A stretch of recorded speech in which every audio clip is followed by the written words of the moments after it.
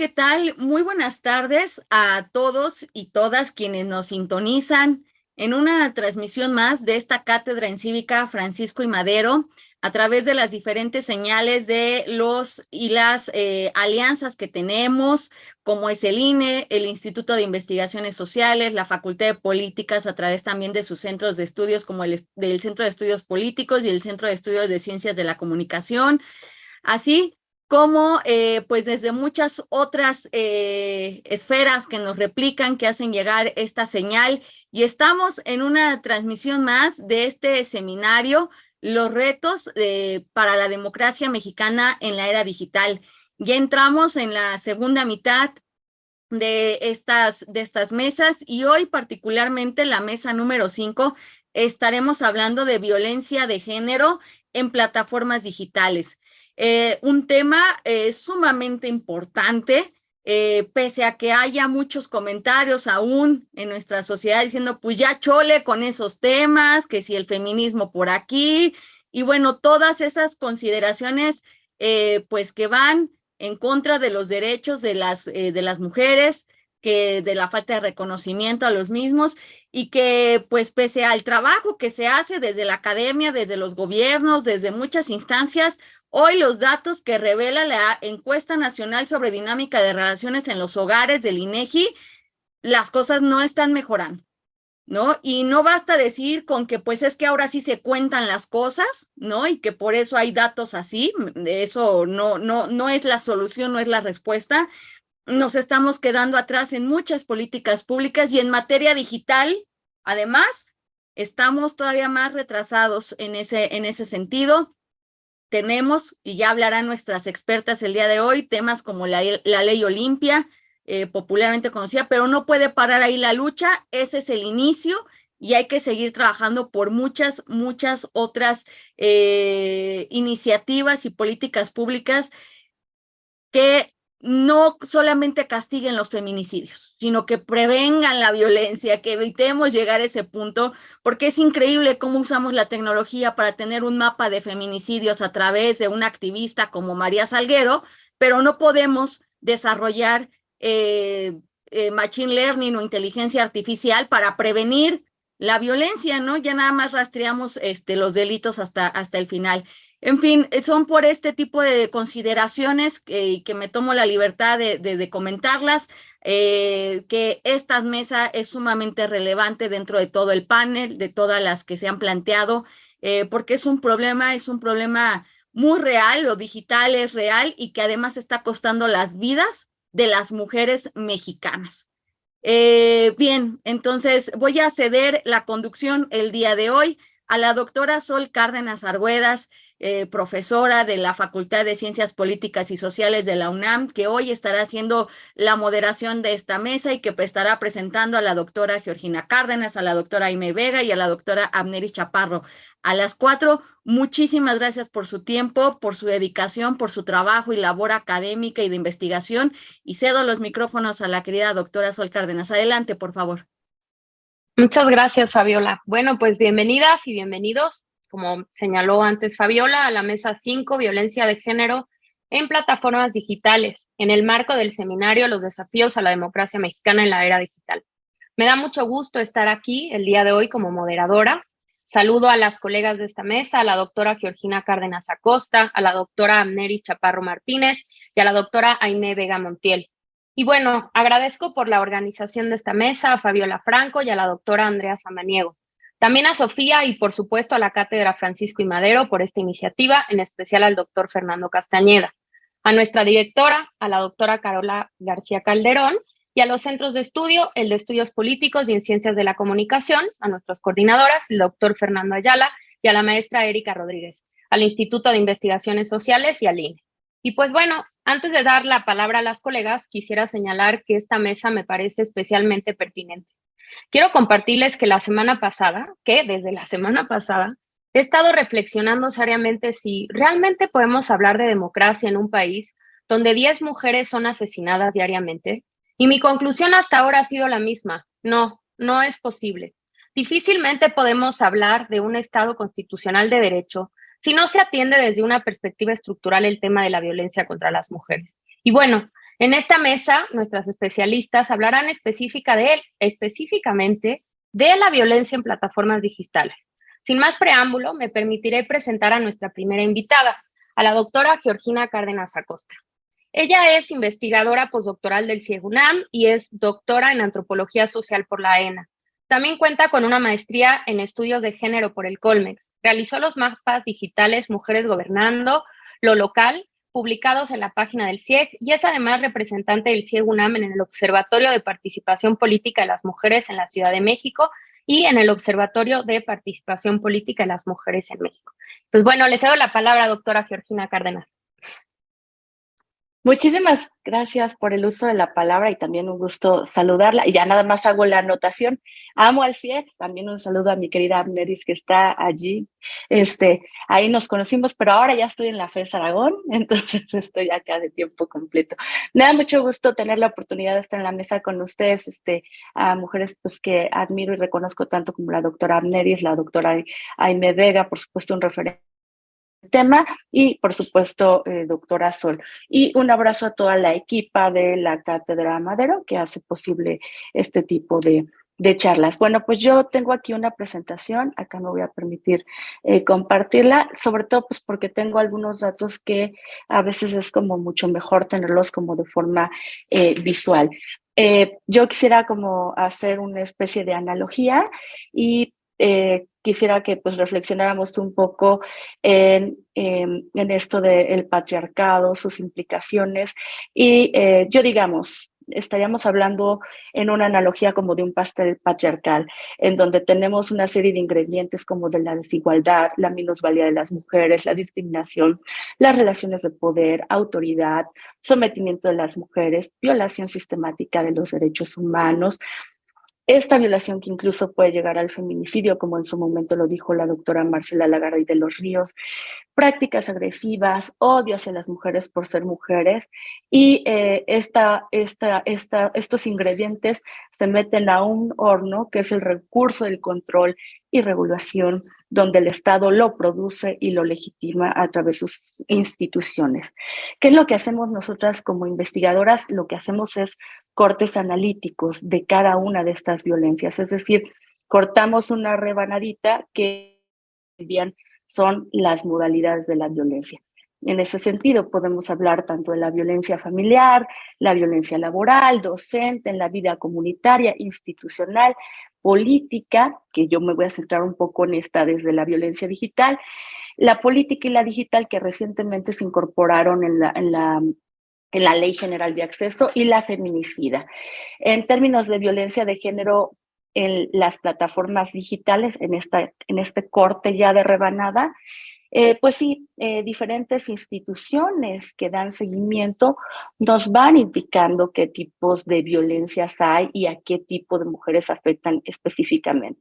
Por ejemplo, la Secretaría de Seguridad Ciudadana de la Ciudad de México hace un recuento que del 1 de enero al 15 de noviembre, un total de 5,307 personas reportaron algún incidente cibernético, ¿no? Y de esas personas, 71% eran mujeres. Casi siempre en este tipo de delitos vamos a ver que hay una presencia mayor de mujeres. También tenemos esta colectiva, bueno, esta no es colectiva, es MOSIVA, el módulo sobre ciberacoso del INEGI, y también, ¿no? Va haciendo seguimiento pasando con el acoso en medios digitales, cómo afecta a hombres, cómo afecta a mujeres, y se va a identificar que, por ejemplo, las principales plataformas de este tipo de violencia va a ser Facebook, y en algunas cosas que ya específicamente van dirigidas a las mujeres, pues vamos a ver una serie de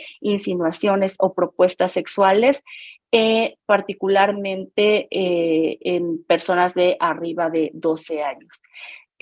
También, y ya esta que salió el día de hoy, posiblemente también mis colegas, pues evidentemente ya la revisaron, el tema de la ENDIRE, ¿no? Que ya también está sacando qué pasa con la violencia en medios digitales. Y aquí tenemos un dato pues muy interesante que respecto que a mujeres de 15 a 24 años, este tipo de violencia lo están viviendo particularmente en el ámbito comunitario, pero en un segundo lugar también vamos a tener este tipo de violencias en el ámbito escolar. Y si ya también hace un corte el ENDIRE de la prevalencia de la violencia digital en mujeres de 15 años y más, bueno, pues también va a señalar esto nuevamente del ámbito comunitario como algo a lo que tenemos que prestar atención, la violencia en el ámbito escolar, bueno, en fin, ya podrán hacer revisión como más específica. Yo aquí, dentro de estos cortes analíticos para revisar el tema de la violencia de género, yo quisiera hacer otro corte más que va a estar centrado en la parte que yo me especializo, que es la violencia política contra las mujeres en razón de género, que así se llama nuestra normatividad. ¿Y esto por qué? Bueno, pues porque se ha identificado a través de por ejemplo, aquí la colectiva Luchadoras o organizaciones de la sociedad civil organizada o desde la academia, que las mujeres que están en la vida política, muchos de los acosos y violencias que reciben son a través de las plataformas digitales, las redes sociales. Entonces, por ejemplo, ya en la elección del 2018, Luchadoras, esta colectiva, hace un análisis de la violencia en línea contra las mujeres y pues va haciendo un mapeo de que hay una serie de agresiones a candidatas en diferentes, por lo menos 24 estados del país y hacen una tipología de 13 agresiones que son las que ellas principalmente encuentran. Este tipo de investigación que ellas hacen va a ser muy coincidente con otro que hizo CIPE, que es una organización que revisa también qué pasa en el proceso electoral, y CIPE tiene un ejercicio muy interesante.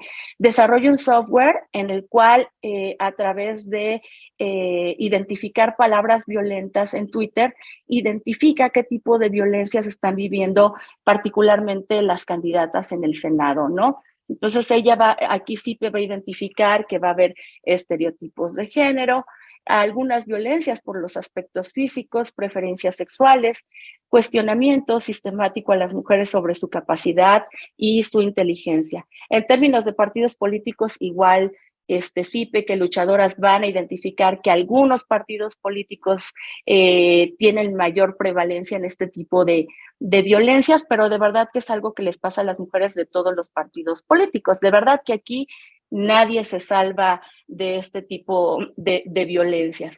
También el INE, ¿no? Va haciendo un seguimiento a medios de comunicación e igual vuelve a centrar la mirada en qué pasa con las plataformas digitales.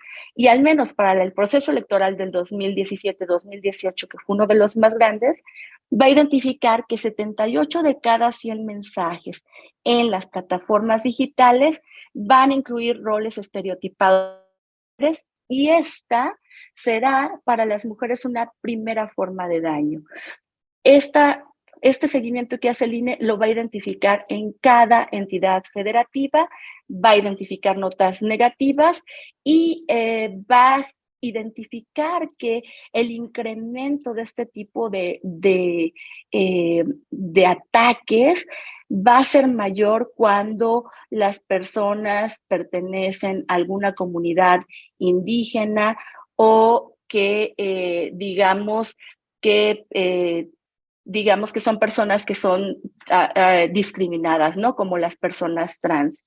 Y bueno, pues en resumen se podría decir que todo lo que tuvo que ver con el proceso electoral del 2018, desde diferentes espacios, pero luego focalizándose a lo digital, se va a identificar que hay una violencia sin precedentes y esto también lo va a señalar, esto sí ya lo dice en términos más generales, el Leonel Fernández, que fue el expresidente de la República Dominicana y líder de la misión de visitantes extranjeros en materia electoral, ¿no? Las cosas, la verdad, no mejoran para la elección de 2020.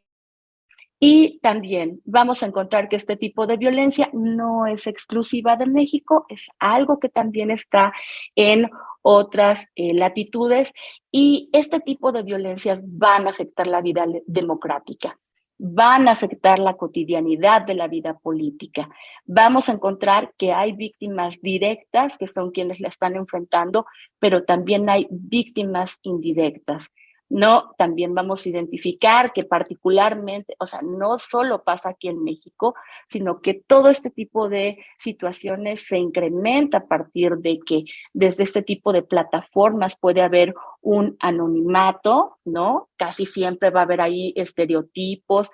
Muchas personas lo realizan porque no ven el efecto, o sea, los estereotipos están tan naturalizados que no los ven, pero por otro lado hay personas que intencionalmente lo hacen.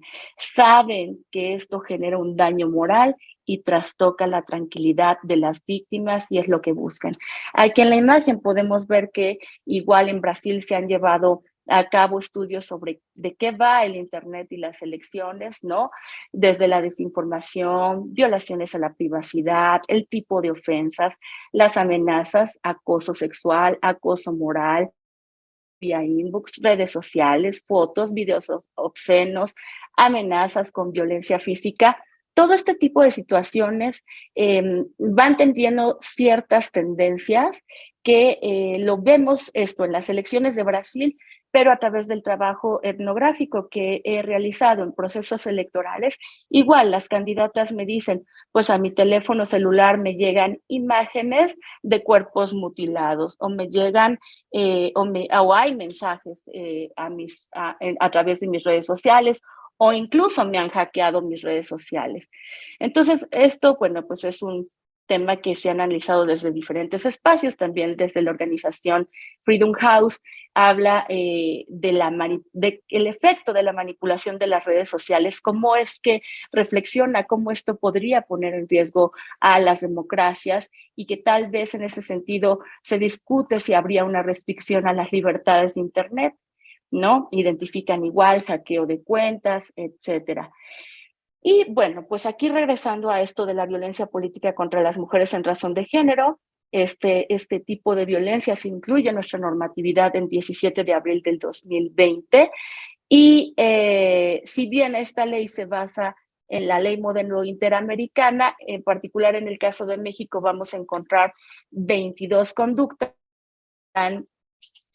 casi todas enfocadas a lo que conocemos como la política formal, es decir, la que tiene que ver con los partidos políticos, la que tiene que ver con el legislativo, con los ejecutivos y pues prácticamente sí va a estar sancionado esto de que se empiece a divulgar imágenes, mensajes o información privada de la candidata o quien esté en funciones, esto ya sea por medio físico o virtual, con el propósito de desacreditarla o de difamarla, ¿no? También el efecto que pueda tener amenazar o intimidar a una o varias mujeres de su familia, igual buscando que ella renuncie, obstaculizar la campaña o distribuir propaganda política electoral que calumnie, degrade, descalifique a la candidata basándose en estereotipos de género, en fin, ¿no? Reproduciendo relaciones de dominación. Afortunadamente sí tenemos una ley muy progresista que ya va considerando este tipo de situaciones y que incluso ha posibilitado que órganos como el Tribunal Electoral del Poder Judicial de la Federación ya sancione a periodistas que violentan a las candidatas a través de este tipo de acciones. Sin embargo, yo aquí lo que invito es que pues sí tendríamos que estar reflexionando en lo que tenemos en la ley, porque si bien es una ley que ya establece sanciones, medidas cautelares e incluso procesos de reparación del daño y sanción, vamos a ver que este tipo de política se va a reducir a las mujeres que están en ejercicio de sus funciones como funcionarias, ya sea presidentas municipales, gobernadoras o legisladoras de pronto o mujeres candidatas, pero no va a estar viendo a las demás mujeres que hacen política, las de los sindicatos, de las organizaciones de la sociedad civil organizada, que también son violentadas a través de las redes sociales. Y luego el tema de las medidas cautelares. Aquí nos preguntamos qué tan efectivas son este tipo de medidas, y otro tema donde yo invito a las y los legisladores a que le presten atención, el tema de las órdenes de protección. Son increíbles, están en la Ley General de Acceso a las Mujeres a una Vida Libre de Violencia, pero ¿de qué va? ¿Qué pasa cuando esa violencia es digital? ¿De qué le sirve a una candidata o a una persona que está en la vida política tener una orden de protección, donde, por cierto, te van a visitar a tu casa donde tú nunca estás porque estás haciendo política fuera de ella, y si sufres de violencia cibernética, esa policía que te va a visitar a tu casa por esa orden de protección no es funcional? En ese sentido, me parece que se tendría que facultar en la ley, pues por supuesto la ley siempre es perfectible, para que la policía cibernética tenga atención en este tipo de delitos, ¿no? Ya para cerrar rápidamente, la ley modelo interamericana ya también preveía la importancia de las redes sociales y ya planteaba que tendría que haber una atención especial en periodos de campaña y tener un estándar de la debida diligencia. Y yo voy a ir cerrando diciendo, vamos a reflexionar además sobre qué impacto social y qué impacto comunitario tiene este tipo de violencias digitales. Yo de pronto lo pienso pues para las candidatas, ¿no?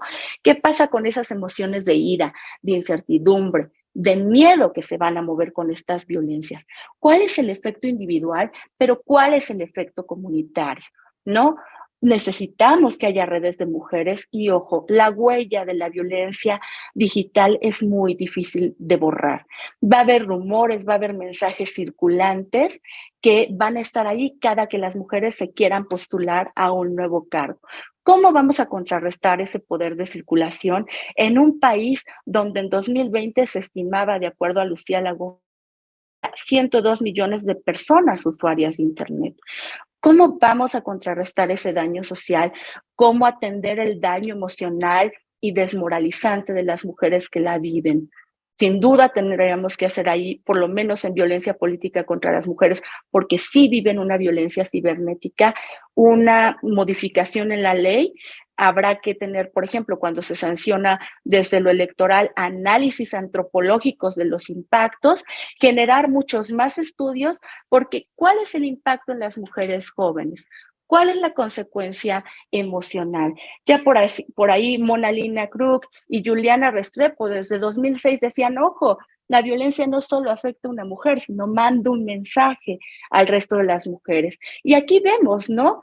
Este grupo que me encantó de Chidas en Línea, que hace un rastreo y dice que muchas mujeres jóvenes pues no están pidiendo apoyo cuando enfrentan este tipo de violencia. ¿Cómo nos afecta? Que las mujeres jóvenes están viendo que atacan a sus candidatas y que cuando, o sea, a lo mejor es una idea de que yo no quiero postularme a las campañas porque pues no hay posibilidades, ¿no? Y bueno, pues cerrando como inicié, ¿por qué mejor no trabajamos en generar, estamos todos, un ingrediente para tener el pastel de la igualdad sustantiva? Diría Anne Phillips, ¿no? Todavía no sabemos cómo luce la igualdad, pues no sabemos tampoco cómo luce la igualdad sustantiva, pero a mí se me gustaría que fuera un pastel lleno de chocolates, que a mí me gusta, ¿no? Donde haya igualdad de trato, oportunidades, goce, ejercicio de derechos, libertades fundamentales y todos los principios rectores que tiene la Ley General de Acceso a las Mujeres por una Vida Libre de Violencia. Por mi parte es cuanto, querida doctora Sol Cárdenas.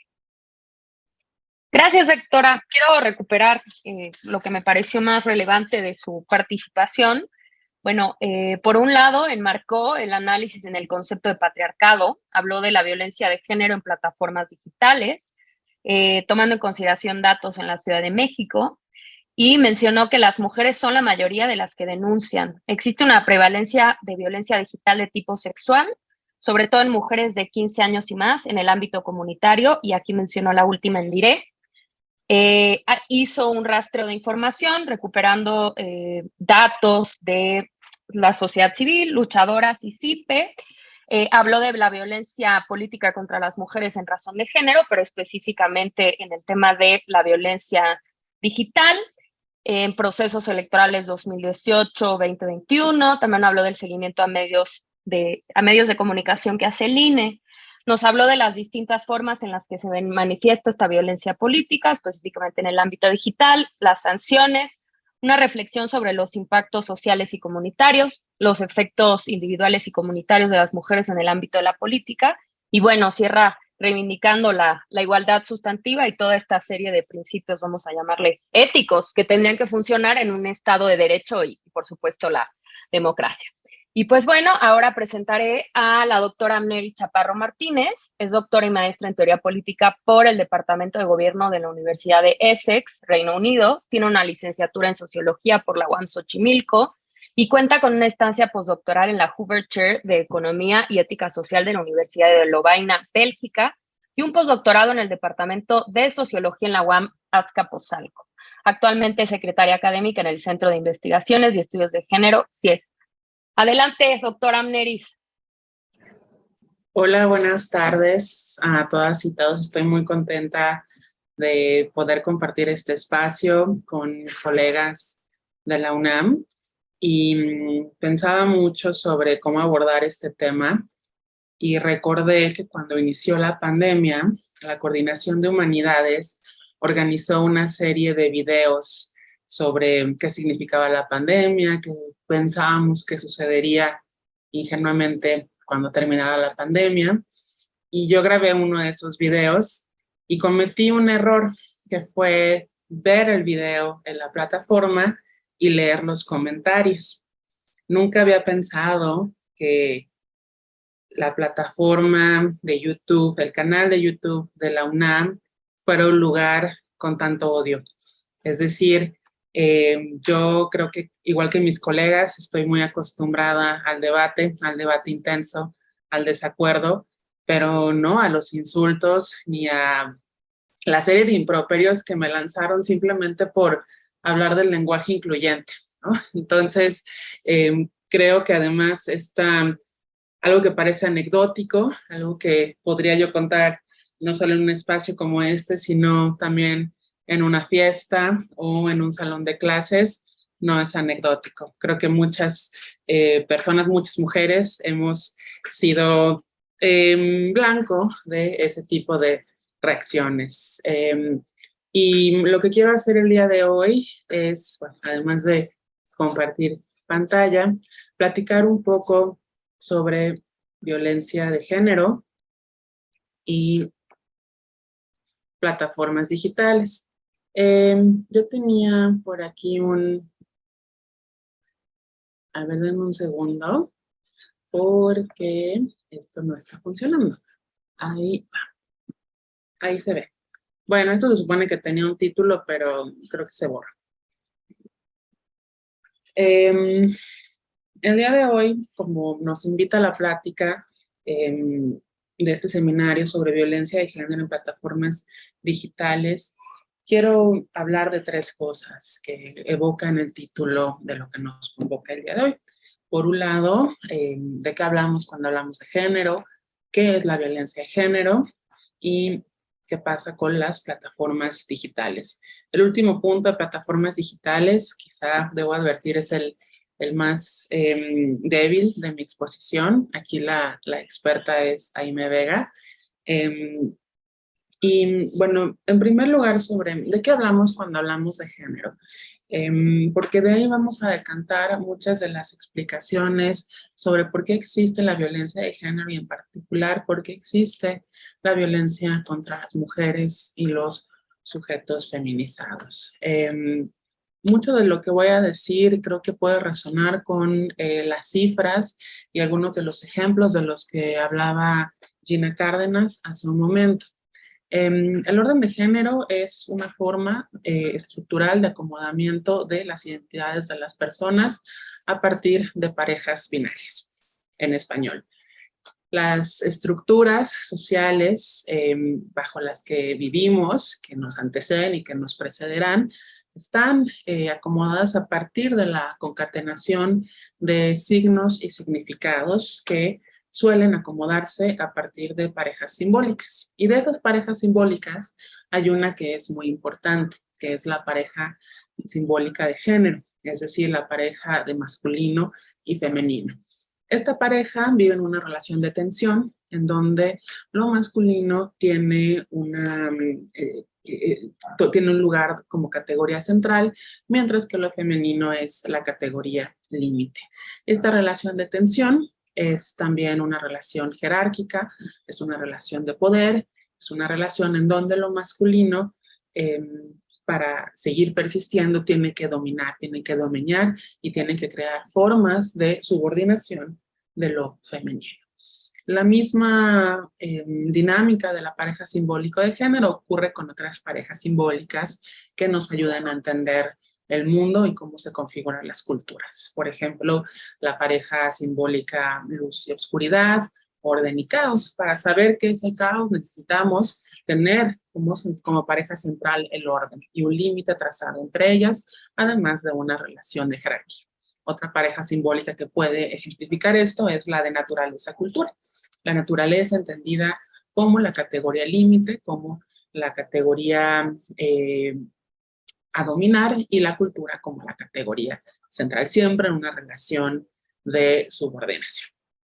Si nos fijamos solo en la pareja simbólica de género, como les decía, en la idea de lo masculino y femenino, vamos a encontrar un segundo nivel de análisis que autoras como Estela Serret llaman el orden imaginario de género. Ahí es donde vamos a encontrar tipificaciones sociales en donde los cuerpos de las personas van a ser leídos a partir de la binaria de género. Los cuerpos que vamos a considerar de hombres son aquellos que encarnan valores sociales de masculinidad, mientras que los cuerpos de mujeres son aquellos que encarnan valores sociales de feminidad. En sociedades como la nuestra, tenemos un entendido generalizado de que un valor de feminidad tiene que ver con quizá la delicadeza, el recato, las buenas formas, mientras que un valor de masculinidad es la fuerza, la violencia, la rudeza. Entonces, esas tipificaciones pueden variar de cultura en cultura. Cada cultura va a tener sus distintas formas de valorar la feminidad y la masculinidad. Lo que no va a cambiar es el referente simbólico inicial, que es esa relación tensa y jerárquica entre lo masculino y lo femenino. En ese sentido, en este nivel del imaginario social, lo que vamos a encontrar es una serie de desigualdades que llamamos desigualdades de género, que se explican a partir de las lecturas sociales que hacemos de la feminidad y de la masculinidad. Y en ese sentido, a la pregunta ¿qué explica que las mujeres y los sujetos feminizados se encuentran en una posición de desventaja, subordinación, opresión o desigualdad política, social, económica o de estatus? Pues una de las respuestas es la dinámica del orden de género, donde la feminidad está entendida como inferior en relación a la masculinidad. Y esto tiene un impacto directo en los cuerpos de las personas. En ese sentido, la de género no solo es una categoría que nos ayuda a describir esta dinámica social de producción y reproducción de desigualdades, sino que también nos sirve como una categoría de análisis. En tanto categoría de análisis, la de género es una que nos permite visibilizar, conocer, dar cuenta de los cuerpos, los intereses de las mujeres y los sujetos feminizados.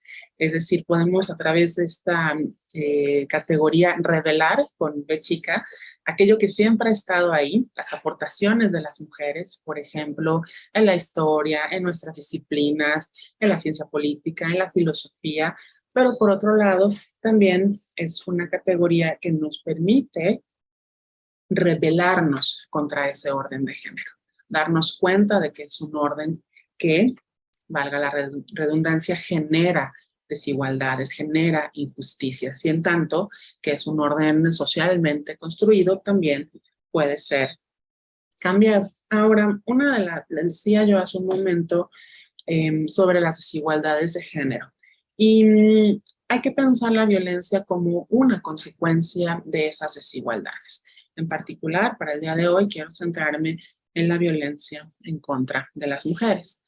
Ya Gina adelantaba algunas ideas muy importantes sobre, por ejemplo, el carácter aleccionador de la violencia, sobre la manera en que las estadísticas nos hablan de lo rampante, lo poco extraordinaria que es la violencia, lo poco excepcional que es la violencia, sobre todo en un país como el nuestro, con configuraciones políticas y sociales tan complejas y con cruces de étnicos, de clase social, de nivel educativo tan desiguales también. En ese sentido, yo habría pensado que para hablar de violencia, quería referirme en particular al trabajo de Kate Manne. Ella es una filósofa analítica de Australia que actualmente trabaja en la Universidad de Cornell en Estados Unidos, y sus publicaciones más recientes, Down Girl, The Logic of Misogyny y Entitled, How Male Privilege Hurts Women, es decir, estas publicaciones lo que buscan es abonar, a la vez que dar un poco un vuelco a nuestro entendimiento sobre dos prácticas que informan mucho de la violencia contra las mujeres, que son la misoginia y el sexismo. Para Kate Manne, sobre todo la idea de misoginia es la más interesante. Sin embargo, es importante hablar de qué entiende esta autora por el sexismo. Para ella el sexismo es entendido como las ideas, la ideología muchas veces pseudocientífica que busca legitimar la diferencia entre hombres y mujeres como una diferencia inamovible. Es decir, de pronto ustedes habrán escuchado quizá algún reporte de la revista muy interesante que nos dice: está científicamente comprobado que las mujeres son peores conductoras de coches que los hombres, ¿no? Y es porque hicieron unos experimentos en donde vieron que en la parte frontal, periférica, central del cerebro, o lo que sea, encontraron que las mujeres tienen un hipotálamo más pequeño, o cualquier tipo de explicación que se vende como una explicación científica que lo que busca es justificar esa desigualdad como una desigualdad natural y no solo incambiable, sino hasta inmejorable. Por otro lado, Kate Manne nos habla de la misoginia, y yo creo que si pensamos en la misoginia o cuando decimos es que ese señor es un misógino, nos viene a la idea una imagen que va directamente a la etimología de la palabra: el odio sistemático a las mujeres. Y Kate Manne dice, esta es una definición muy poderosa, sin embargo, es una definición un poco tramposa, por lo siguiente. En Down Girl, ella comienza el libro hablando de una serie de asesinatos en contra de mujeres en las universidades en Estados Unidos, cometidos por varones jóvenes, heterosexuales, muchas veces de familias privilegiadas, que son conocidos como célibes involuntarios. Y estos varones cometen crímenes rampantes en contra de las mujeres, van y uno de ellos en particular estacionó su BMW, tocó a la puerta de uno de los dormitorios de la Universidad de California, un dormitorio solo de mujeres, entró y les disparó y mató a varias de ellas.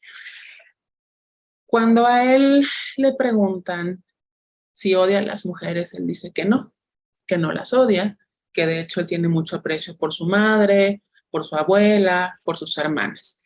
Y Kate Manne identifica que ahí debe haber algo. Entonces, que esta definición de ese odio sistemático a las mujeres no es funcional.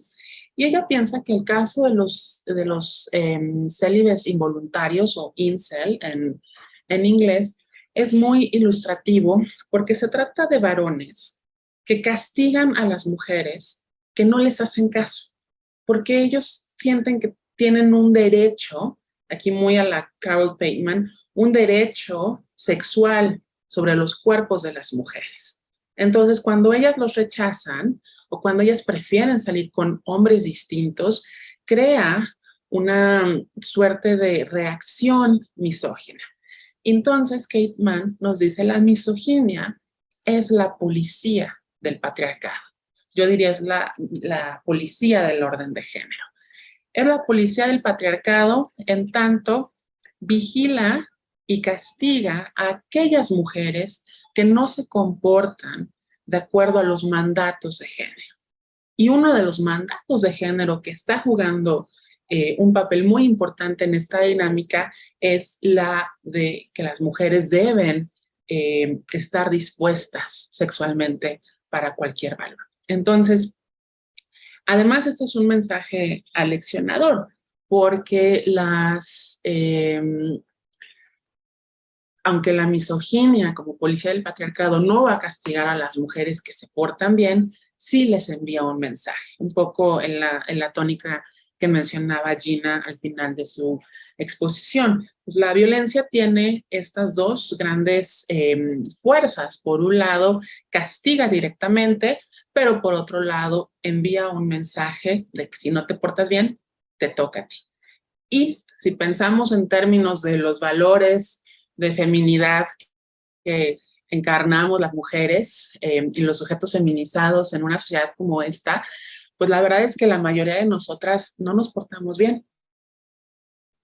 No nos portamos bien al hacer uso de la palabra, al utilizar las calles, al decir groserías, ¿no? Al beber alcohol. Entonces, siempre va a haber una forma en que las mujeres, muchas mujeres en su diversidad, estemos atentando contra los mandatos de género. Y eso va a generar reacciones misóginas, reacciones de violencia de muy distintos tipos. Quizá la violencia feminicida es el caso más dramático, sin embargo, no es el único que debería preocuparnos. Y finalmente, esta explicación sobre la misoginia y el sexismo para entender un poco cómo funciona la violencia, creo que se traslada muy bien a las plataformas digitales. Como advertí hace un momento, no voy a tomar mucho tiempo para hablar sobre las plataformas digitales. Ya les conté mi anécdota y la lección que yo aprendí fue nunca más vuelvo a leer los comentarios porque es muy duro y tienen, creo que ahí también hay un mensaje misógino al respecto y lo que buscan es justo censurar y decirnos a las mujeres, a los sujetos feminizados, que hay espacios en donde no pertenecemos y que si llegamos a pertenecer a esos espacios, entonces tenemos que atenernos a las consecuencias, que son espacios que, en tanto intrusas, juegan no a nuestro favor. En ese sentido, creo que por un lado, las redes sociales han sido un lugar muy importante para la movilización feminista. Creo que a partir de Mi Primer Acoso y Me Too, que son dos movimientos, primero comenzó en Mi Primer Acoso en Brasil y después en México y más tarde Me Too, las mujeres pudieron encontrar en esas plataformas, sí, a través del anonimato, muchas veces porque eso es necesario, vínculos y canales de expresión, ¿no? Y de dar cuenta que aquello que parece anecdótico realmente no lo es y que también ha tenido un impacto importante en la formulación de iniciativas y de normatividades como la llamada Ley Olimpia. Sin embargo, por el otro lado, las plataformas digitales siguen siendo estos espacios en donde prácticas e ideas sexistas sobre que las mujeres pertenecemos a ciertos espacios irremediablemente e ideas misóginas que buscan detener nuestros avances, pues también permean. Y bueno, eso sería todo de mi parte. Les agradezco y estoy muy atenta al diálogo que podamos suscitar. Muchas gracias. Muchas gracias, doctora. Me gustaría también recuperar algunas de las ideas que planteó. Bueno, pues abrió compartiéndonos esa experiencia personal que tuvo en la plataforma de la UNAM, por hablar del lenguaje incluyente y que en realidad fue una experiencia negativa y que implicó claramente violencia en los comentarios, y creo que la mayoría de las colegas que están aquí el día de hoy en algún momento hemos vivido una cosa de este tipo. Me parece realmente increíble que esto siga sucediendo en pleno siglo XXI, pero ahí está la violencia contra las mujeres todo el tiempo latente. Se conceptualizaron conceptos, ¿no?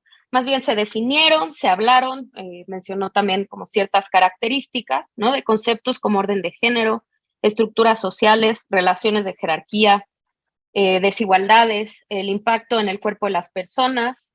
Habló justamente que la violencia es consecuencia de las desigualdades.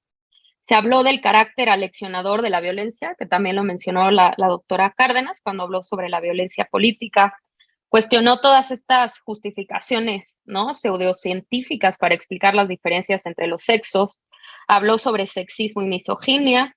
Recuperó sobre el tema de las redes sociales y sus impactos, que han sido tanto positivos para el movimiento feminista, pero también los impactos negativos que han tenido en la vida de las mujeres. Y pues bueno, ahora voy a presentar a la doctora Aimé Vega Montiel. Ella tiene un doctorado y máster en periodismo y comunicación por la Universidad Autónoma de Barcelona. Es maestra y licenciada en Ciencias de la Comunicación por la UNAM.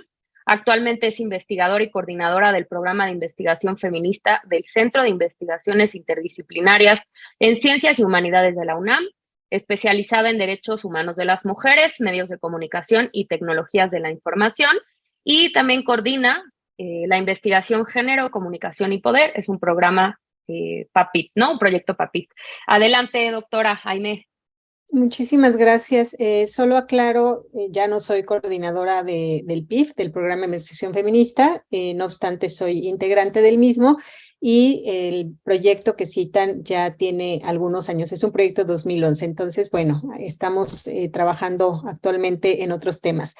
Eso, me uno al regocijo colectivo por la celebración de esta mesa, que nos convoca a poner luz sobre un tema que no obstante parece novedoso, pues lleva nada más y nada menos que en la agenda feminista en comunicación, por lo menos desde la década de los 50, que eso vinculada con el quehacer de estos sectores, de estas industrias, medios de comunicación y actualmente, bueno, todo el ecosistema digital, en la violencia contra las mujeres y la responsabilidad que tienen estos sectores en el impulso de los derechos humanos de las mujeres. Entonces, señalo esto porque, insisto, creo que es muy importante que cuando entramos al análisis de tecnologías específicas como pueden ser las digitales, es muy importante, como señala Celia Morós, historizar eso, hacer la genealogía de los conceptos que han sido construidos desde el feminismo para hacer de todos los sectores, y en este caso de los medios de comunicación, aliados de los derechos humanos de las mujeres. En particular, y quienes hemos trabajado en el campo de la comunicación política, sabemos además eso, hay un desarrollo muy potente de varias décadas sobre esto que denominamos como la comunicación política androcéntrica, y eso, digamos, el trabajo que hemos hecho en nuestro país y en el mundo por colocar de manera central a los medios de comunicación y las tecnologías de información como impulsores de los derechos políticos de las mujeres. Permítanme un segundito.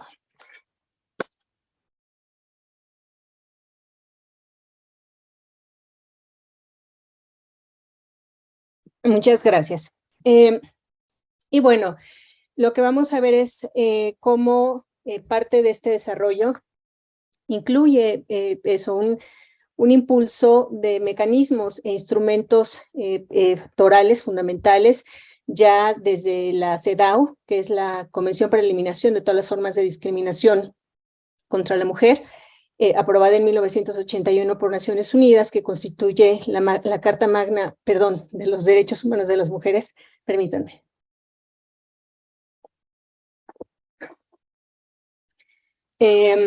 Eso, hay un llamado a los medios de comunicación. Contamos en particular con recomendaciones generales como la recomendación 35, que coloca a los medios de comunicación y hoy al sector de la comunicación digital como sectores centrales en la erradicación de la violencia contra las mujeres. Asimismo, la Convención Belém do Pará, publicada en 1994 a nivel regional, incluye también mandatos específicos en materia de erradicación de la violencia contra las mujeres en los sectores de la comunicación. Y en 1995 es publicada la Plataforma de Acción de Beijing, que constituye el mapa de ruta de la igualdad entre mujeres y hombres en el mundo. Y entre las 12 áreas estratégicas que identifica el movimiento feminista en esta plataforma, una está relacionada con los medios de comunicación. El capítulo J, denominado Mujeres y Medios de Difusión, justamente incluye recomendaciones específicas, no solamente dirigidas a estados parte, como puede ser el caso de México, sino a las empresas privadas, estas grandes corporaciones que hoy incluyen a las corporaciones de plataformas digitales, a las universidades, a organizaciones de la sociedad civil, etcétera. Entonces, lo que vamos a ver es eso, como parte de este trabajo que ha hecho el feminismo, no solamente nos hemos ocupado de conceptualizar, y recordemos, volviendo a Celia Amorós, que conceptualizar es politizar, sino también hemos construido mecanismos jurídicos, instrumentos de derechos humanos que en México permitieron a la doctora Marcela Lagarde en el año 2007 encabezar un hito en la historia de los derechos humanos de las mujeres, que es el impulso de la Ley General de Acceso de las Mujeres a una vida libre de violencia, justamente teniendo como base todo este andamiaje que he mencionado.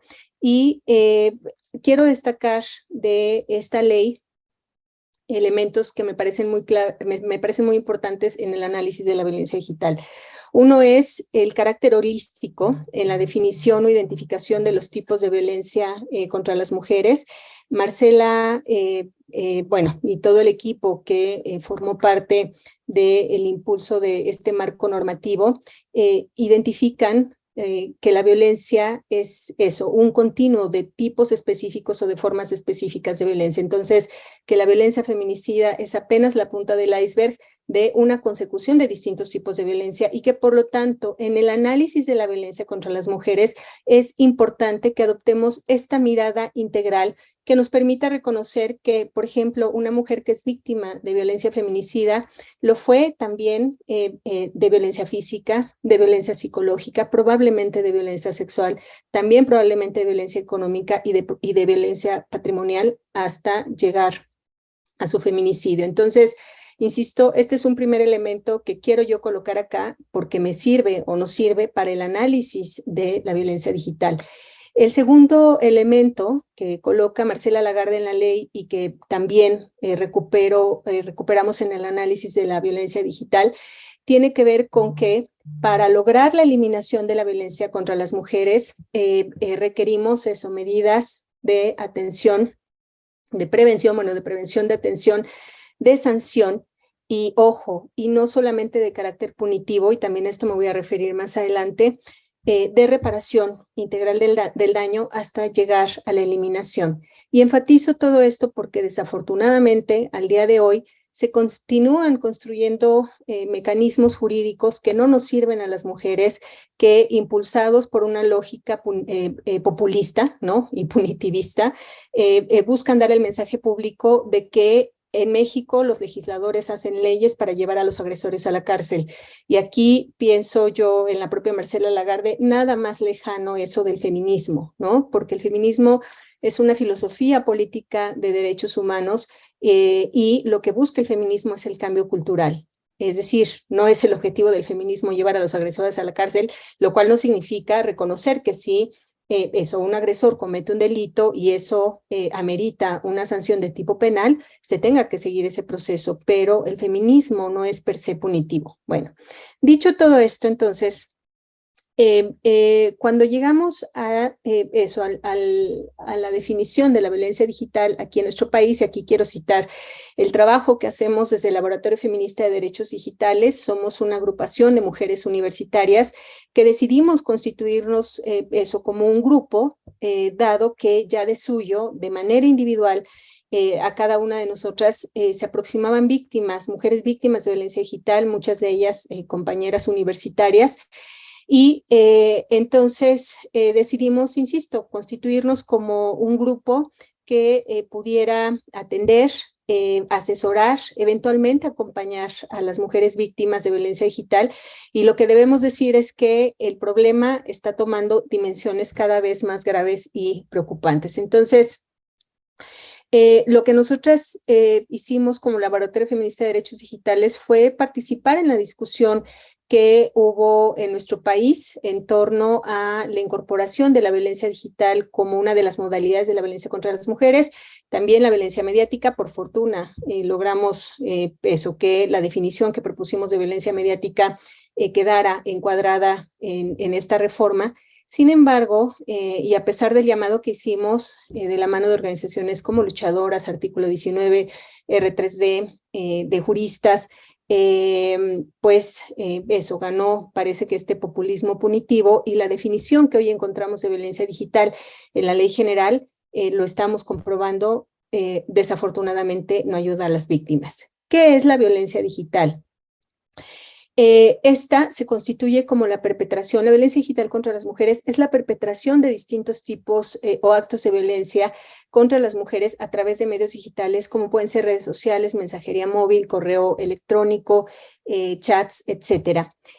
Quiero puntualizar acá, y esto lo hemos hecho desde la Alianza Global de Medios y Género desde hace mucho tiempo, y es que la violencia en línea es un continuo de la violencia en la vida cotidiana. Y nosotras, eso, como laboratorio, fuimos muy enfáticas en la Cámara de Diputados en hacer este llamado de atención, porque inicialmente se planteaba a la violencia digital como un tipo. Y recordemos que en esta perspectiva que plasma Marcela Lagarde en la Ley General, ella diferencia tipos de modalidades. Los tipos refieren a las formas específicas y las modalidades a los espacios sociales donde esos tipos específicos de violencia son perpetrados. Entonces, nosotras insistimos que el digital es un espacio más, pero que no es el único y que está en diálogo con estos otros espacios de socialización donde las mujeres son víctimas de violencia.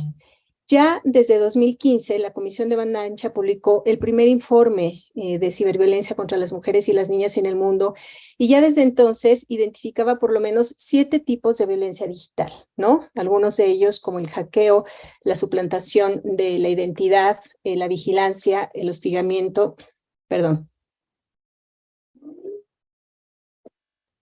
el reclutamiento y la distribución maliciosa. En nuestro país, organizaciones como Luchadoras y APC identificaban años más adelante por lo menos 13 tipos de violencia digital. El Parlamento Europeo en 2018, y justo tomando las definiciones que hacemos desde el feminismo, reconoce por lo menos 18 tipos de violencia digital. Y recientemente en una reunión que tuvimos con una representante de Facebook Meta, ella decía, y es verdad, o sea, a lo que nos enfrentamos es a que los agresores, que no pensemos que los agresores son individuos específicos, o sea, se encarnan en individuos, pero eso, estamos hablando en la mayor parte de los casos de redes criminales, ¿no? Producen mecanismos cada vez más sofisticados que representan un desafío para eso, en el caso de las académicas que investigamos estos temas, para la conceptualización de nuevos tipos de violencia digital, y en el caso de estas empresas, pues justamente para desarrollar mecanismos asociados a la tecnología para poder identificar esos tipos específicos y poder mitigarlos, o al menos permitir que se denuncien. Ok. Digo que el Parlamento Europeo identifica por lo menos 18 tipos de violencia digital y los clasifica de acuerdo a distintos ámbitos. Uno, el vinculado con las violaciones a la privacidad. Nos dice el Parlamento Europeo, en este identificamos la pornografía por venganza o el abuso, el voyerismo digital, el doxing, que refiere a la búsqueda, manipulación y publicación de información privada de una víctima, la suplantación de identidad, que es un proceso consistente en robar la identidad de una persona para amenazar, intimidar o desprestigiarla. Por ejemplo, nosotras hemos acompañado a defensoras de derechos humanos, a mujeres periodistas que suelen ser blanco de este tipo de violencia específico. También la piratería, lo mismo en el caso de las mujeres periodistas, que se refiere a la intercepción de comunicaciones privadas y datos. y el hackeo, que es el uso de la tecnología para obtener acceso ilegal o no autorizado a sistemas. Está también el stalking, que es la acción de espiar y reunir información en línea sobre una víctima y comunicarse con ella en contra de su voluntad. El acoso, que incluye acoso cibernético, incluye amenazas de violencia, incluidas amenazas de violación, de muerte, dirigidas a la víctima o a sus familiares o relaciones cercanas. También la recepción no solicitada de material sexualmente explícito, y el mobbing, que se refiere al acto de intimidar o acosar a una víctima a través de un despliegue hostil de ataques, que en algunas ocasiones incluye a cientos o miles de personas. En efecto, mencionaba Amneris que ella ha sido víctima de violencia digital. Bueno, yo creo, muchas de nosotras lo hemos sido, y lo preocupante es cómo eso, o sea, por ejemplo, el defender los derechos humanos de las mujeres constituye, y esto se ha amplificado con las tecnologías de comunicación digital, constituye un trabajo, una labor, un principio que pone en riesgo nuestra propia integridad, que pone en riesgo nuestra propia vida. Entonces, nos contamos muchísimas de nosotras entre víctimas de violencia digital. En el ámbito del discurso de odio sexista, nos dice el Parlamento Europeo, identificamos, por ejemplo, la publicación de contenido violento, es decir, acá podemos ver, por ejemplo, eso, cómo retratar a las mujeres como objetos sexuales, como objetivos de violencia, constituye una expresión del discurso de odio sexista, también el empleo de comentarios sexistas e insultantes. Y bueno, yo mencionaba al principio que la violencia en línea está en diálogo con la violencia en la vida tonal, ¿no? En la vida analógica. Entonces, algunas de las formas de violencia cibernética que tienen un impacto directo en la seguridad física, psicológica y sexual de mujeres y niñas es, por ejemplo, la vinculada con la trata de mujeres y niñas y adolescentes con fines de explotación sexual. Mujeres, niñas y adolescentes que son reclutadas principalmente a través de sus redes sociales. En el primer año de la pandemia, el Observatorio Ciudadano Nacional de Feminicidio registraba un incremento muy preocupante de desapariciones de niñas y adolescentes que habían sido contactadas a través de sus redes sociales, ¿no? Otra es la extorsión sexualizada, también llamada sextorsión, y aquí lo que nosotras, por ejemplo, podemos reportar desde el laboratorio, esta es una práctica recurrente en contra, principalmente de mujeres muy jóvenes, de adolescentes, de niñas en algunos casos, que son contactadas por sujetos que nunca revelan su verdadera identidad, son contactadas a través de sus redes sociales. Y bueno, esos son sujetos que forman parte de grupos criminales. Esto cuando Amneris definía la misoginia, ¿no? La misoginia es el odio generalizado contra las mujeres. Bueno, esta es una expresión de ella. Vamos a ver cómo estos agresores operan contactando a las víctimas, empiezan a solicitarles información de carácter privado. Y una vez que tienen toda esa información, entonces inicia una cadena interminable de extorsión que puede incluso derivar en el suicidio de las víctimas. Nosotras, en alguna ocasión en el laboratorio acompañamos a una mujer adolescente que durante la pandemia fue contactada por un tipo, y entonces, tal como lo he descrito, y una vez que esta persona, este agresor, obtuvo toda la información relacionada con la edad de la víctima, con su lugar de residencia, con las personas con las que vivía, etcétera, entonces empezó a solicitarle imágenes, ¿no? Fotografías y videos. Y la primera vez que ella se negó, entonces este sujeto la amenazó empezó a extorsionarla, la amenazó con publicar la información de ella en sus redes sociales, llamarles a sus padres. Y entonces aquí coloco este ejemplo también para traer a la discusión un elemento que no beneficia a las mujeres en nuestra construcción de una vida libre de violencia, y es el consentimiento, ¿no? Porque entonces, ante los ojos de la autoridad, y la semana pasada estuve en una reunión donde habían fiscales, y me decían, pues sí, o sea, para los MPs, todas las víctimas consienten, y por lo tanto ni siquiera es posible iniciar un proceso de denuncia. Entonces, a la vista de cualquier autoridad, esta adolescente, que era muy claro que había sido víctima de extorsión, había consentido, ¿no? Entonces, Este es un elemento muy importante en el análisis de la violencia digital que, insisto, un poquito más adelante voy a profundizar, ya me quedan 3 minutos. Y bueno, hay quienes hemos sido víctimas de amenazas en el entorno digital, amenazas que son concretadas en la vida real de nosotras, ¿no?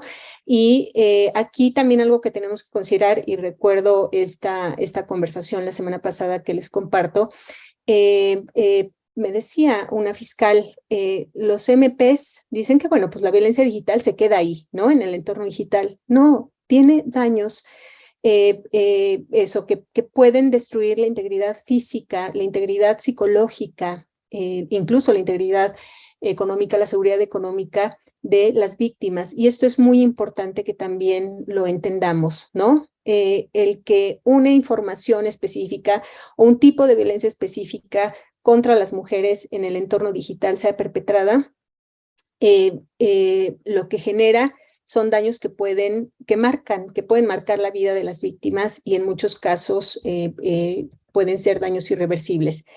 También, otro elemento que hay que tomar en cuenta es que, no obstante, las autoridades dicen, bueno, eso cuando tenemos es una denuncia, entonces suspendemos el contenido. Pero hay que tomar en cuenta que el gran elemento diferencial de la tecnología es el carácter viral de la distribución. Una vez que un contenido es difundido, sea a través de una página web, sea eso a través de nuestros chats, etcétera, es imposible controlar su difusión. De ahí el carácter tan destructivo de la viralidad. Entonces, y bueno, un elemento que desde luego tenemos que tomar en cuenta es que estos tipos de violencia digital se ejecutan de la mano de la impunidad, porque los perpetradores rara vez son responsabilizados, y esto en buena medida por la deficiencia de los sistemas de justicia para procesarlos, porque nos vamos a encontrar con que el sistema de procuración de justicia está rebasado. En general, nosotras lo sabemos, ¿no? No tienen una capacitación, una formación en derechos humanos, no tienen una capacitación en perspectiva de género, y ahora no tienen una capacitación en comunicación digital. Entonces, el drama de muchas víctimas es que llegan en repetidas ocasiones a intentar denunciar y el MP ni siquiera conoce la tecnología o la práctica específica de la que fue víctima una mujer. Ahora, vamos a ver cómo en México la organización Luchadoras preparó un informe en el año 2021, a finales de 2021, para identificar qué había pasado en aquellas entidades donde empezó a avanzar con mucha velocidad este proceso que se denominaron Ley Olimpia, que consistió en la reforma al Código Penal para introducir solo una conducta asociada a la violencia digital, que es la circulación de imágenes íntimas sexuales sin consentimiento. Este punto es importante porque ya hemos visto que por lo menos han sido identificados 18 tipos de violencia digital contra las mujeres y en México solo está encuadrado uno. Ellas, las compañeras de Luchadoras, identifican que más del 80% de las carpetas ni siquiera habían sido judicializadas, ¿no? Que esta reforma no había reducido los niveles de impunidad en el país, mucho menos había eliminado la desigualdad.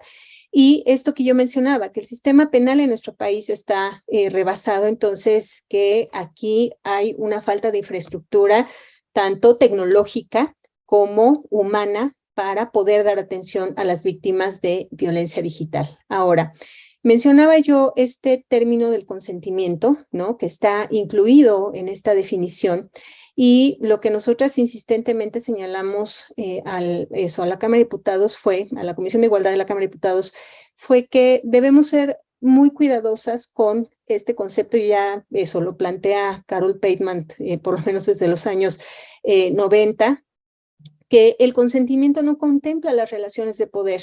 El consentimiento supone que las mujeres y los hombres compartimos igualdad de condiciones en nuestras relaciones sexoafectivas.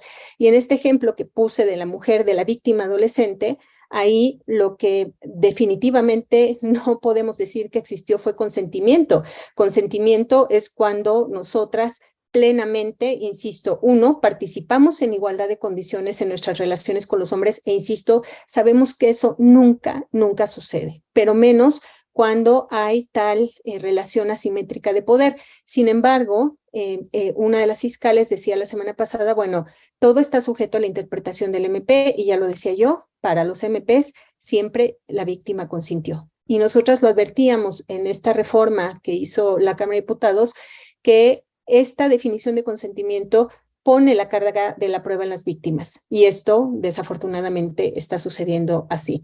Y finalmente decir que otro de los problemas que nosotras identificamos acá es este mito de la libre elección o de la libertad sexual, lo denomina así Ana de Miguel, que, por ejemplo, incluso organismos de derechos humanos, y esto es muy preocupante, digamos, en nuestras propias instituciones universitarias, que promueven el sexting seguro, ¿no?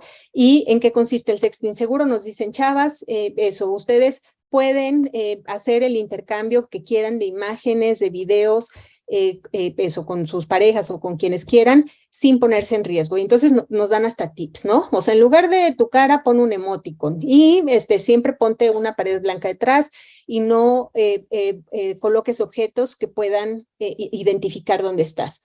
Y entonces, claro, retomando justo esta conversación con la representante de Facebook, nosotras lo que identificamos es, o sea, justo el que entendamos como un problema estructural nos permite saber que los grupos criminales, desde luego que han desarrollado softwares que permiten conocer la identidad real de quien está detrás de un emoticon, por ejemplo, ¿no? Ubicar su situación geográfica, y más elementos que permitan muy fácilmente identificar a las víctimas. Entonces, esto más bien lo que señalamos nosotras es a quién le beneficia este discurso de la libre elección, del sexo inseguro, etcétera, pues aquellos sectores que se han visto favorecidos por la explotación sexual de las mujeres. Hoy lo estamos viendo con plataformas como OnlyFans, que no obstante fue creada en 2016 y pasaba sin pena ni gloria.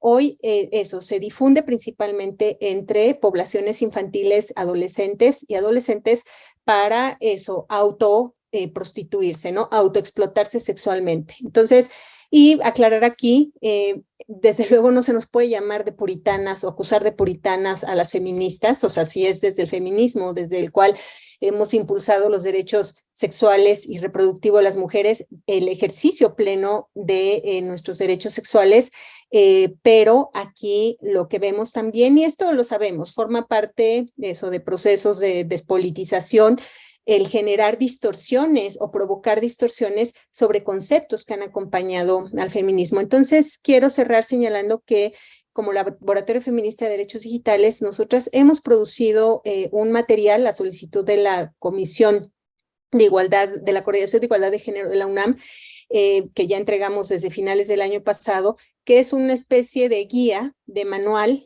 para prevenir, atender, sancionar y eliminar la violencia digital contra las mujeres universitarias, dada la cantidad de casos que hemos registrado.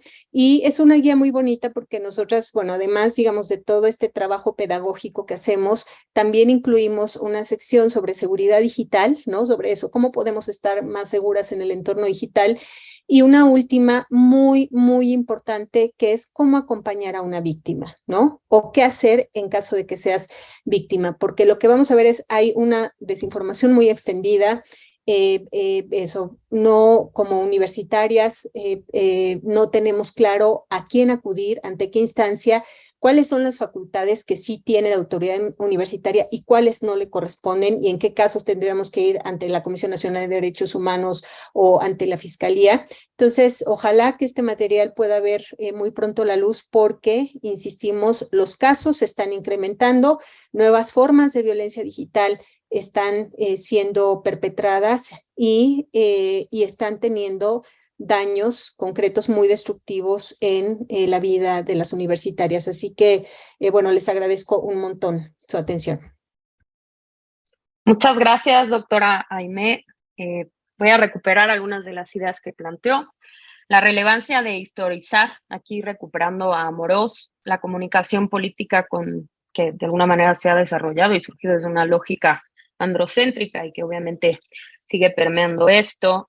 Habló sobre los distintos instrumentos internacionales contra la violencia, para erradicar la violencia contra las mujeres en los sectores de comunicación, Recupero el dicho de Amorós, que es importante conceptualizar bien para politizar de forma también correcta, que también hemos avanzado, hemos hecho, aquí recupero el tema del feminismo, ¿no? Que no solamente hemos conceptualizado, sino que también hemos construido instrumentos políticos. Recuperó a Marcela Lagarde en la Ley de Acceso a las Mujeres a una Vida Libre de Violencia. Reivindicó el carácter holístico de la ley, por supuesto el trabajo de la doctora Marcela Lagarde, y mencionaba que para lograr de alguna manera acabar con esta violencia, pues hay que prevenir, sancionar, pero también es muy importante la reparación integral del daño para realmente alcanzar esta erradicación, ¿no? Hizo una crítica al populismo punitivo, lo que está sucediendo de alguna manera en el contexto actual. Se generan leyes, pero que en realidad sancionan, pero no terminan por resolver el problema de fondo. El feminismo busca entonces el cambio cultural. El feminismo no es per se punitivista.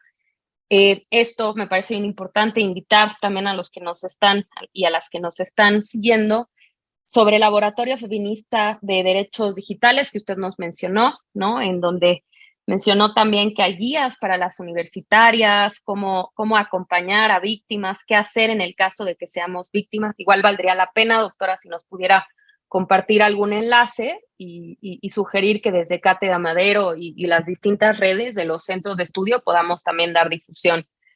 Definió la violencia digital, los tipos y las formas específicas, ¿no? Habló de las modalidades y los ámbitos específicamente en la Ley de Acceso a las Mujeres a una Vida Libre de Violencia. Habló como la evolución de cómo ha ido evolucionando esta tipificación de la violencia digital, es decir, empezó con 7 tipos, luego 13, y nos fue explicando los 18 tipos de violencia digital del Parlamento Europeo. Y esto aquí coincido plenamente. Habló que la violencia digital en realidad está en sintonía, ¿no? Es reflejo de nuestra vida cotidiana. Habló de las problemáticas a las que de alguna manera las mujeres se enfrentan cuando viven este tipo de violencia. Los MPs dan, digamos, por sentado que las mujeres siempre consentimos, que esto es bien importante para analizar la violencia digital. La importancia que tiene el carácter viral, no hay forma de controlarlo, es completamente destructivo. Pues esta crítica a los sistemas de procuración de justicia, que pues están rebasados, pero también tenemos problemas obviamente de impunidad, que no hay una capacitación con perspectiva feminista en lo digital. Recuperó también el tema de Carl Pateman, ¿no? Que de origen el consentimiento no contempla las relaciones de poder, de dominación, de desigualdad y de opresión que de origen existen entre los hombres y las mujeres. Y digamos que esto también pone la carga de prueba en las víctimas, el tema del consentimiento. Y bueno, cerró recuperando esta crítica que hace Ana de Miguel sobre el mito de la libre elección y la libertad sexual, pues en un modelo, digamos, económico, político, patriarcal y capitalista. Y bueno, yo hasta aquí dejaría mis comentarios y lo recupero de la doctora Aimé, y si están de acuerdo, lo que vamos a hacer es leer algunas de las preguntas que nos hace nuestro público, y bueno, si están de acuerdo, iríamos en el mismo orden. Entonces, voy a empezar a leer. Nos dice Itzel García: no incluir a las mujeres en la creación o desarrollo de políticas u otras acciones que promuevan la eliminación de la violencia de género puede derivar en que los actos de violencia en su contra aumenten o que incluso sean desconocidas. Esta va dirigido específicamente para la doctora Aimé, en lo que nos acaba de exponer qué papel desempeña la policía cibernética en el apoyo en la denuncia de la violencia digital a las mujeres y qué consejos puede dar para, en caso de sufrir un caso como este, qué debe hacerse y a dónde debe acudir. Leeré una más, y si están de acuerdo vamos haciéndolas en bloques. Un incremento de denuncias en cuanto a agresión o violencias a las mujeres habla de que las mujeres están alzando la voz y dando visibilidad a las agresiones de las que son víctimas. Adelante, doctora Georgina, si quiere contestar alguna de las preguntas. Pues yo creo que ahí sí directamente la doctora Aimé, ¿no? Que fueron dirigidas a ella. Yo creo que sería, además es nuestra especialista aquí en este tema. Adelante, doctora Aimé, si está de acuerdo. Sí, claro que sí. A ver, por un lado, sobre la operación de la policía cibernética. Por ejemplo, con el MeToo-MX, sabemos, bueno, eso, todo este movimiento generó, desde luego, un mecanismo de denuncia muy valioso, un mecanismo histórico, que es este hashtag. Como integrantes del Laboratorio Feminista de Derechos Digitales, como defensoras de derechos humanos, de eso de la mano con abogadas, con artistas, etcétera. Nosotras hicimos un ejercicio porque nos empezaron a llegar muchas solicitudes de acompañamiento, de asesoría a víctimas que incluso estaban siendo amenazadas de muerte. Entonces, parte del trabajo que se presentó fue el registro de por lo menos 400,000 tweets que fueron publicados en un lapso de 10 días con el hashtag MeTooMX. Sin embargo, más de la mitad de esos tweets, es decir, más de 250,000, provenían de cuentas de agresores que incluso, ya lo decía yo, amenazaban de muerte a víctimas, a mujeres víctimas que habían denunciado utilizando este hashtag. Entonces, lo que hicimos en aquel momento fue hacer el enlace con las empresas de plataformas digitales, pero también con la policía cibernética. Y con lo que nos encontramos es que estas empresas, me refiero a Facebook, ¿no? Bueno, Meta hoy, que es propietaria de Facebook, de Instagram, de WhatsApp, tiene reglas o las reglas por las que se rige Facebook son definidas en Estados Unidos y estas no contemplan las condiciones específicas de los sistemas de procuración de justicia en las localidades, en este caso en México. Entonces, Facebook, pero este es el caso de todas las empresas de plataformas digitales, sí y solo sí pueden entregar información relacionada con la cuenta de un agresor o de un grupo criminal a las autoridades si media una orden de un juez de control. Entonces, imaginemos, ya decía yo, citaba este dato tan dramático de la organización Luchadoras, que el 80% de las carpetas de investigación de víctimas de violencia digital que denunciaron esa sola conducta vinculada con la definición de la ley Olimpia, ni siquiera habían sido judicializadas. Entonces, lo que nosotras de manera económica hacemos es solicitar directamente hemos creado un puente de comunicación con representantes de estas empresas de plataformas digitales para proceder a la suspensión de cuentas de agresores. Sin embargo, bueno, lo que debo decir, la actuación de la policía cibernética, ya lo decía yo también, depende desde luego de la infraestructura que inviertan las autoridades, que invierta el gobierno federal en en el equipamiento que se demanda para, por ejemplo, poder hacer la investigación de cuentas de las cuales provienen ataques, amenazas o violencia específica contra las mujeres, y esto no existe, ¿no? O sea, digamos, la infraestructura tecnológica que existe es muy precaria para las dimensiones del problema. Y pensemos, por ejemplo, que México es de los primeros productores de pornografía infantil.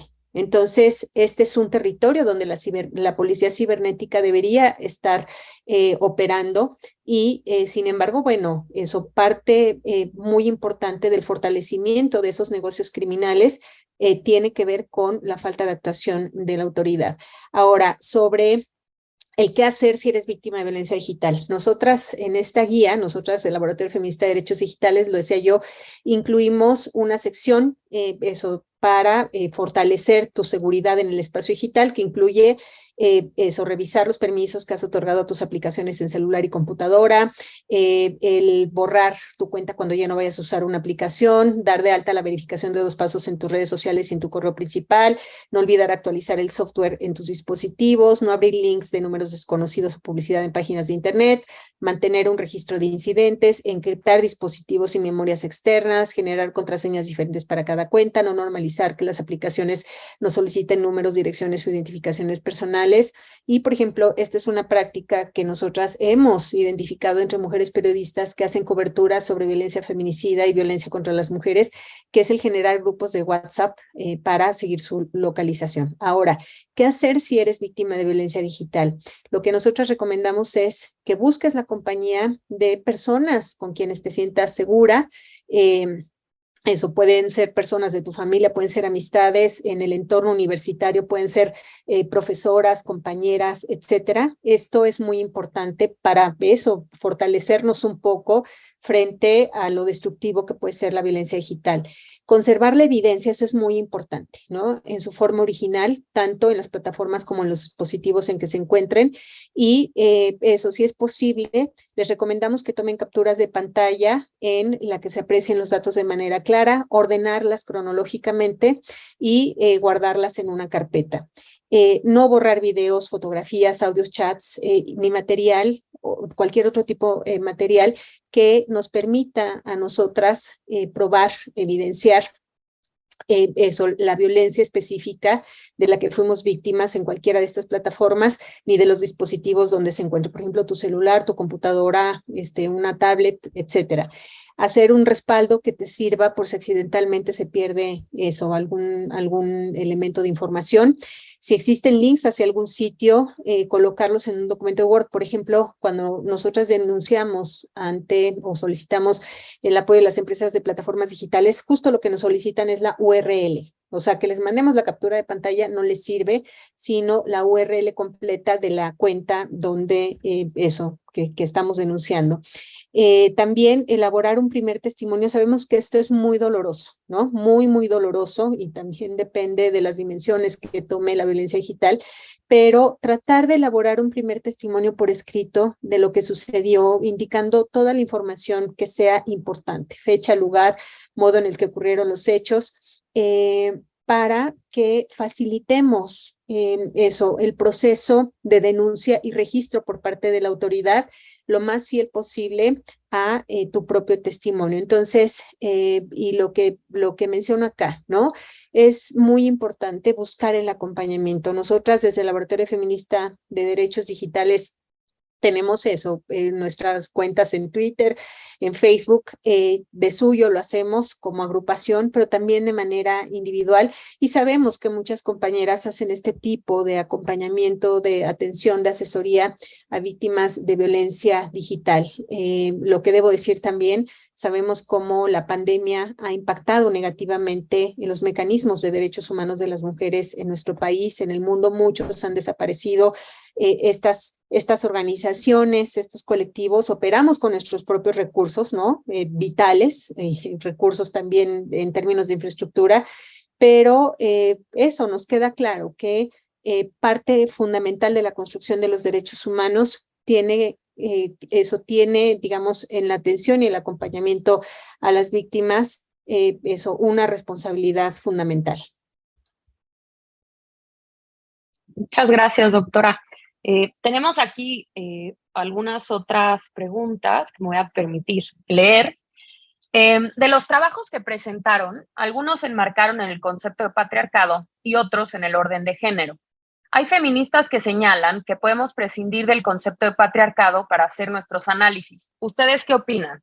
¿Es posible estudiar la violencia contra las mujeres, específicamente la violencia digital, sin el concepto de patriarcado? De cara a las elecciones del próximo año y las federales del 2024, ¿existe algún tipo específico para violencia política por cuestión de género en el ámbito digital? ¿Y qué repercusiones tiene la violencia digital para la construcción de ciudadanía? Y aquí esta va dirigida a la doctora Aimee Vega. Nos pide que por favor se enuncien los 17 tipos de violencia digital que aún no están reguladas formalmente. Más que pedirle, doctora, que los vuelva a enunciar, si nos pudiera recomendar algún texto o información en línea de consulta para quienes nos hacen esa pregunta. No sé si las demás quisieran tomar la voz. La doctora Georgina Cárdenas. Adelante. Sí, bueno, respecto a la parte electoral, sí, efectivamente ya lo mencionaba en la participación que tuve.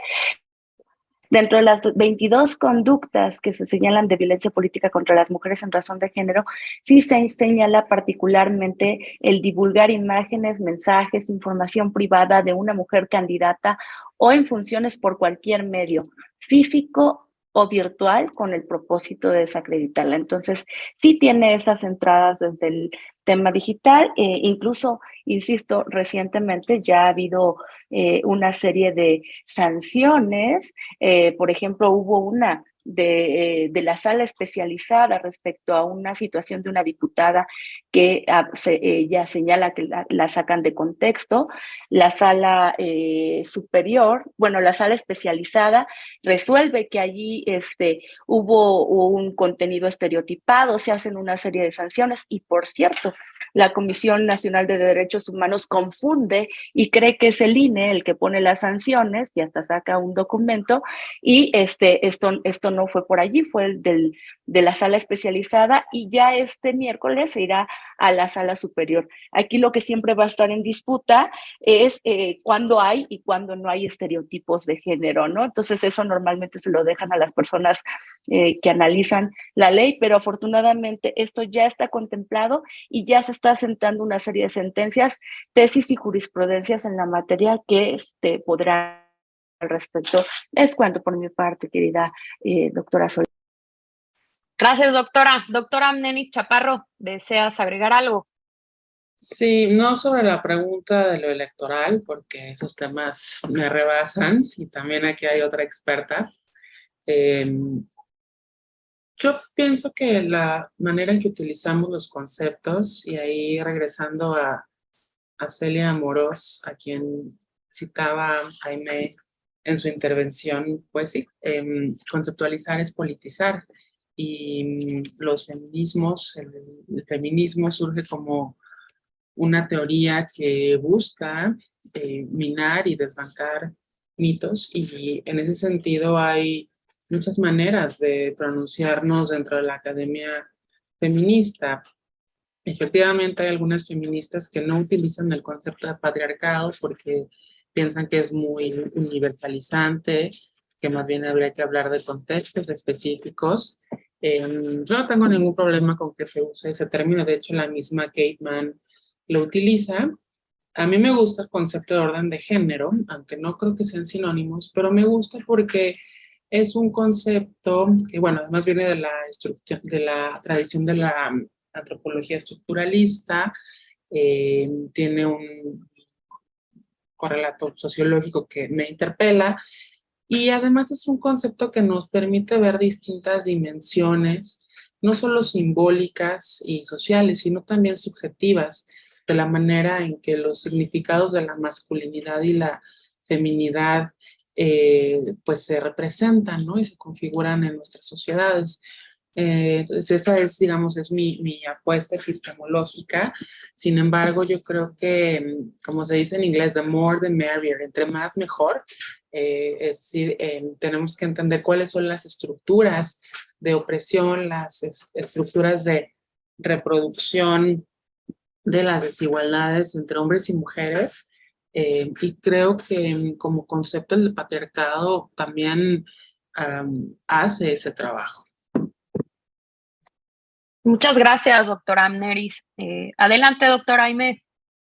Sí, muchas gracias.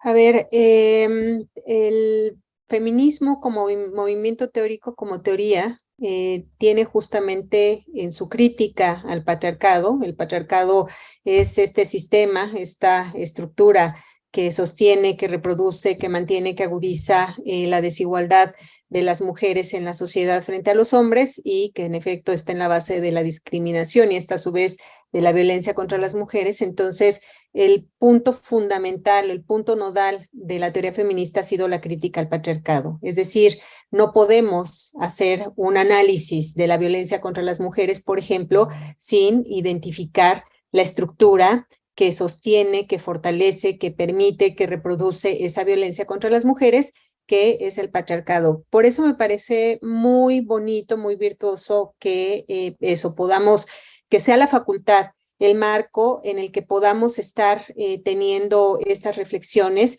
porque en efecto lo que vemos es que hay un trabajo pedagógico muy importante y urgente que hacer. De eso, o sea, claro, muchas empatizamos con el feminismo sin haber pasado eso necesariamente por la teoría. Eso es súper bonito, digo, todas llegamos así. Yo recuerdo eso, mis años de preparatoria en Prepa 5 y mi ingreso a la facultad fue para mí un hito, y eso me abrió las puertas al feminismo, pero también lo que comprendí, ¿no? Es que al feminismo tenemos que estudiarlo, porque el estudiarlo nos da los argumentos justo para hacer este tipo de análisis. Y en efecto, digo, aunque nuestro trabajo sea en el activismo, como es el caso de muchas de nosotras, aunque nuestro trabajo sea en el ámbito de la atención a víctimas, requerimos de eso, una base conceptual para entender de qué trata los problemas a los cuales nosotras estamos dando atención. Así que sí, es fundamental en toda crítica feminista el análisis del patriarcado. Y doctora Aime, recordarle si nos pudiera recomendar dónde podemos consultar. Sí, claro que sí, y se los voy a desplegar ahorita. Entiendo que puedo compartir pantalla. Hay una publicación, aquí está.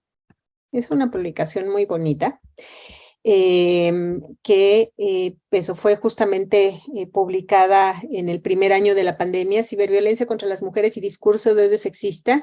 Eso lo preparé para el Instituto Electoral de la Ciudad de México, y justamente ahí llevo toda esta conceptualización, es decir, hago por un lado una revisión del marco conceptual, también de los instrumentos normativos, de eso con que contamos a nivel internacional y nacional en esta materia, recomendaciones específicas. Entonces, para mí fue un buen ejercicio, digo, y esto es parte de nuestro trabajo de construcción como feministas, que nunca termina, ¿no?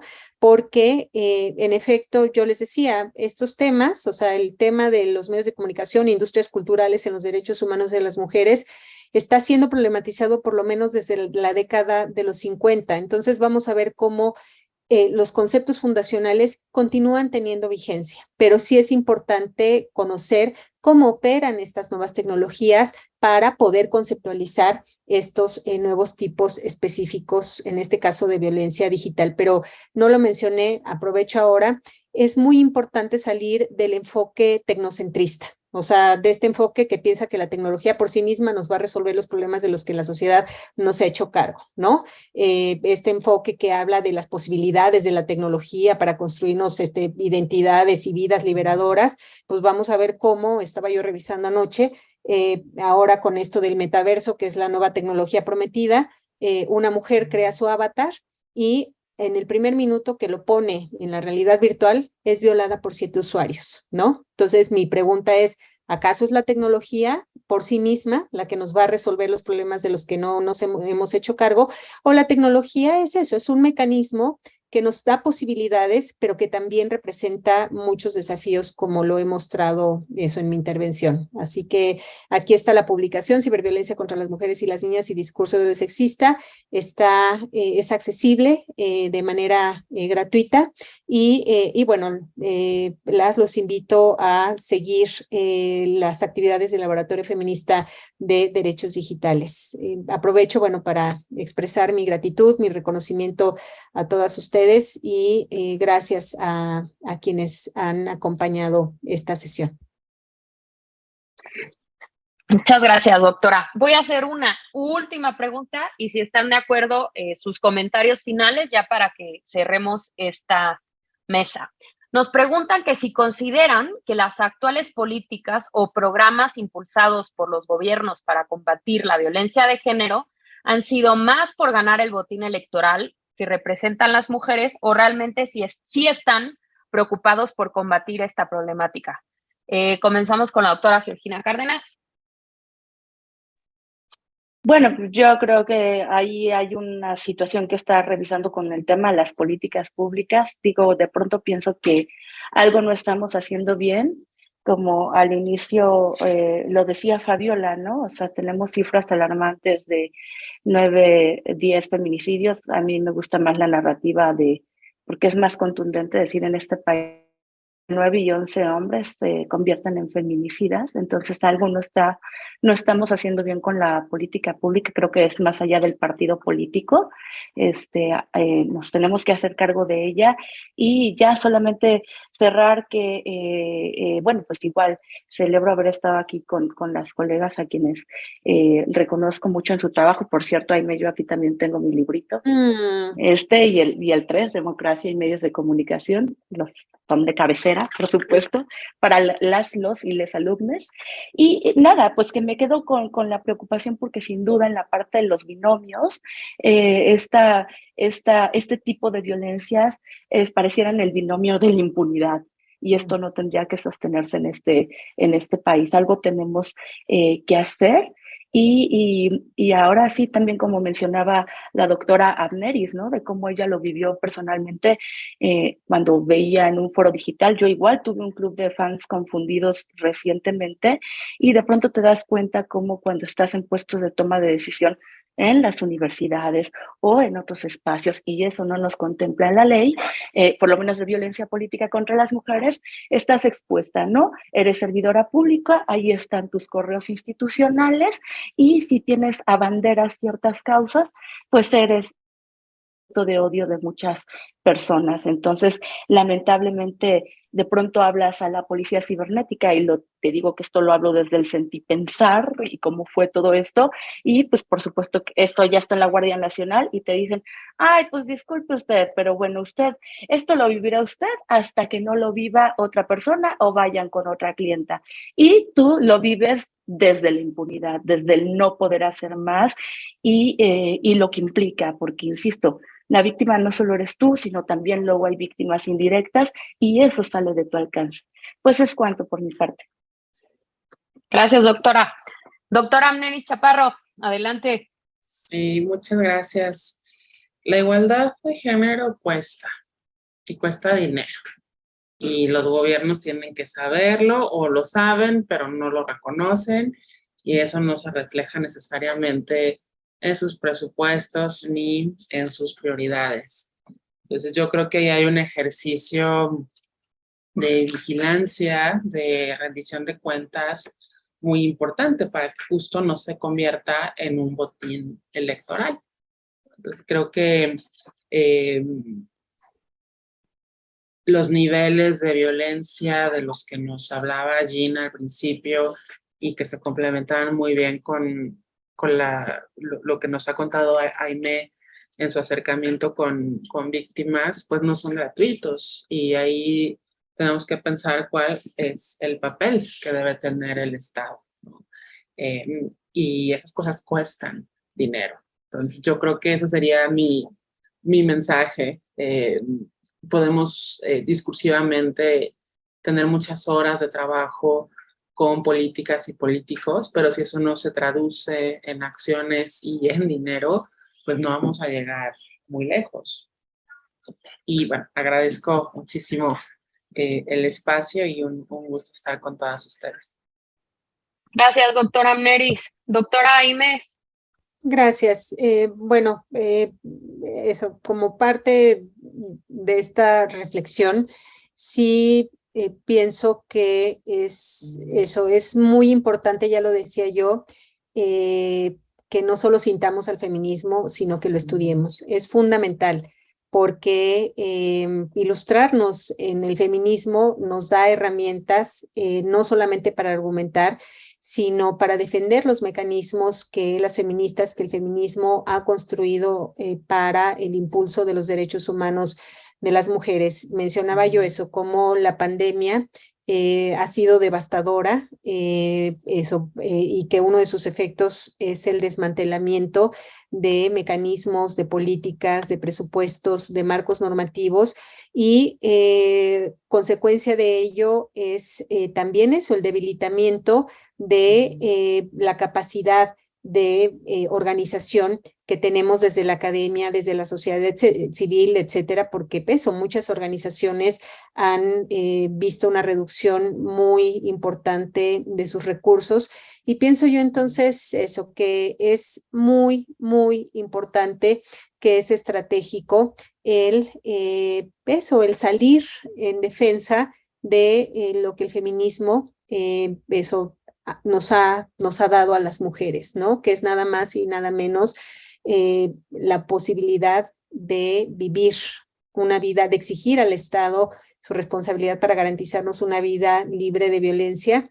Y bueno, o sea, esto les digo, creo que es urgente y por eso tan valioso que ustedes convoquen a este tipo de actividades. Es muy necesario hacer pedagogía, así que pues les agradezco a ustedes y a mis compañeras por este diálogo. Muchas gracias, doctora. Pues justo, me quedo con eso. Hay que seguir estudiando el feminismo, conceptualizar y seguir politizando. Les agradecemos mucho la atención a quienes nos escucharon y a las colegas por sus reflexiones, sin lugar a dudas centrales para este tema de la violencia digital en el ámbito de la democracia. Y bueno, además, las y los invitamos a seguir nuestra próxima mesa, la número 6, Discursos de Odio y Polarización, ahora a las 6 de la tarde. Hasta luego y gracias a todas y a todos.